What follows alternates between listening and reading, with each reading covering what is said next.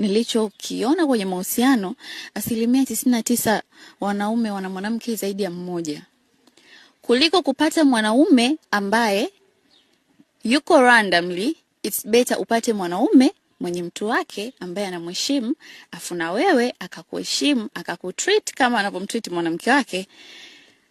Mimi nakaa ndugu yangu, mwanaume peke yangu namtoa wapi?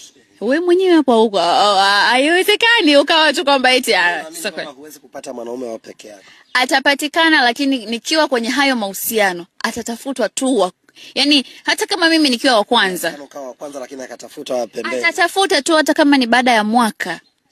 I'm telling you. Yani mimi nimeanzisha mahusiano sasa top mimi ndo main. Lazima atakuwa na tu vitu nje, atakuzalia mtoto nje, anaweza kufanya chochote nje. Yes. Kwa hiyo sasa ni bora ujue kuliko kutokujua ukawa na mtu ambaye unajiona uko peke yako afu anakuasha matukio hata uelewe. Yani it's better ujue mtu kwamba akitoka nyumbani kwako, akitoka kwako anaenda kwa mwanamke wake. Kwa ni bora uolewe na mume wa mtu kuliko kuolewa na mwanaume ambaye anakuigizia alafu kumbe na mambo. Ukisema mume wa mtu inakuwa ni kama sijui umefanyaje yani. Jamani inakuwa ni nzito sana. Hakuna mtu anapenda mume wa mtu. Mwanaume ambaye alishaoa. Yani yes.